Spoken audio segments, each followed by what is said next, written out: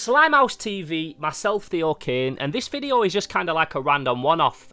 Basically, yesterday, myself and my friend Ben Warren, we went to the exclusive Derby Clive Barker artwork exhibition. So Clive Barker is one of my favourite writers. This is the dude that wrote and directed Hellraiser. He created Pinhead and the Cenobites. He made Nightbreed and Rawhead Rex and loads of crazy films, from films to books to comics. He's just like, this guy is just a creator. In fact, inside the exhibition there was a piece of writing, and I can't remember exactly what it said, but it was along the lines of, he was once asked when he was appearing at a show or something what he wanted next to his name as like writer, director, and he chose Imaginer as the word to go next to his name. So that just sums everything up. He's an imaginer, and he's imaginative, and he's a crazy guy.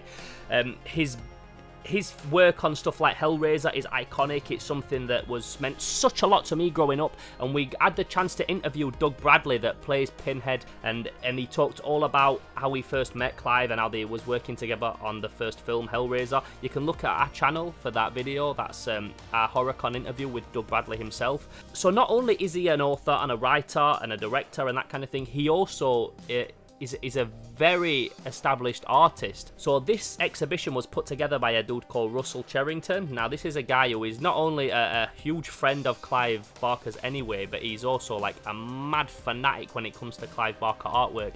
So what I'm told is, I've never been to his house, but some people I know, including Ben, have been to his house, and this guy has got artwork all over his house by Clive Barker. He probably owns the largest collection of Clive Barker artwork in the world, next to Clive, because I'm sure he's got loads of stuff knocking about. So I think it was last year, he invited people into his home as a part of a fundraiser. So my friend Ben and some others went to his house, Russell's house, and saw all the artwork up close. And I was wounded I didn't get to go. I was busy at the time. But so now this year, Russell has put together an actual exhibition where not only can you go and see the artwork up close and personal, but you can actually buy it as well. So if you've got a couple £100 and you want to buy yourself a piece of Clive Barker artwork for your wall, boom, you're there. They've got it right there, and you can go and get it. So first of all, I need to shout out not first of all, because I've talked about a lot of stuff before it, but I also need to shout out Wendy, my friend Wendy. She went to it last week and she told me it was awesome and that I needed to go check it out. So when Ben, my friend, asked me if I wanted to go, I was more than up for it. So we headed out to Derby and we headed to a place called the Anvil. So you take a little detour off this main like strip, which is really old, traditional kind of English buildings. All, you know, the old black and white buildings that are like the oldest buildings in England. And you take a little detour down a side street and you get to the Anvil, and it's just a cool little courtyard area, so quaint and nice. Like, my brain's just popping with ideas for filming and stuff like that. But the Anvil is right there on the right as you walk in, so instantly you go in and then you get to see all of the cool Clive Barker artwork.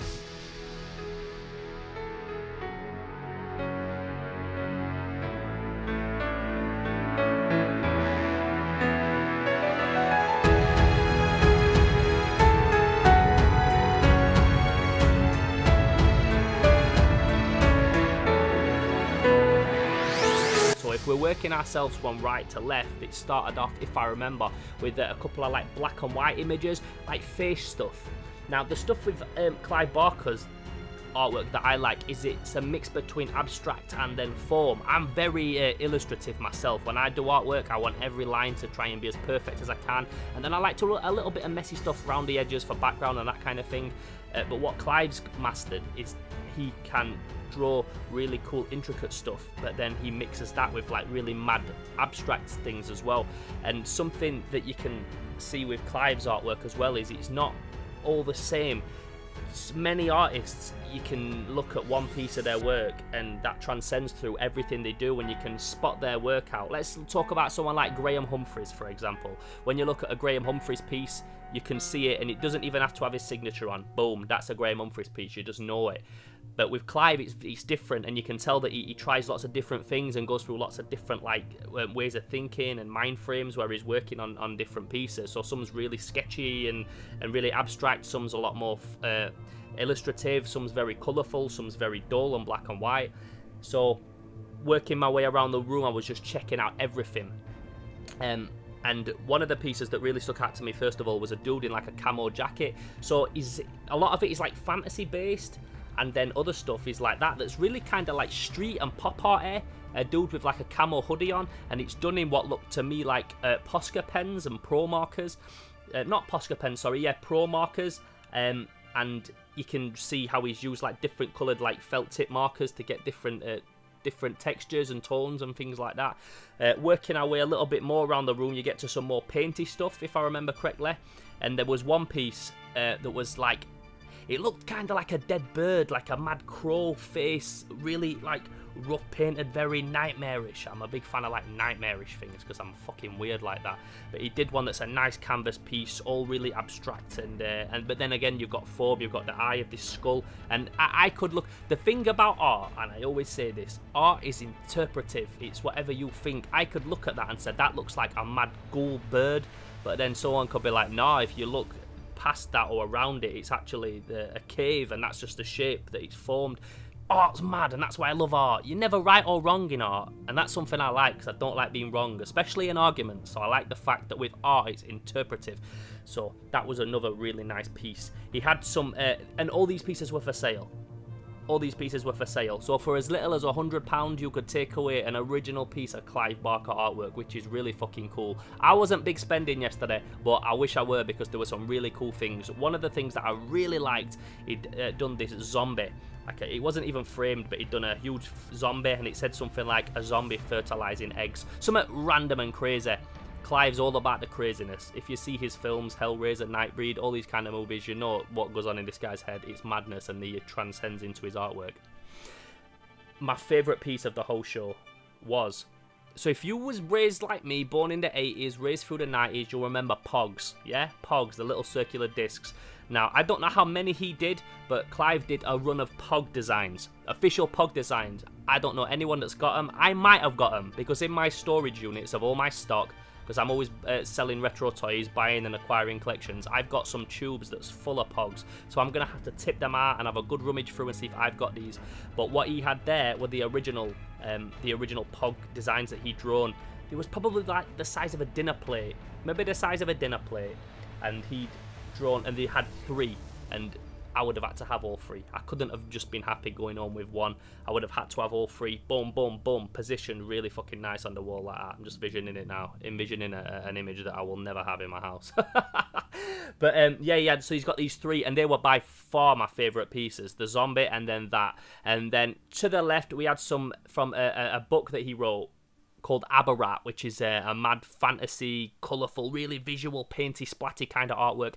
And it was it's a kind of genre like fantasy that appeals to like teenagers, I think, or like young adults, that kind of thing. It's like a mad fantasy. I've never read it myself, but I'm aware of the work because I love Clive Barker.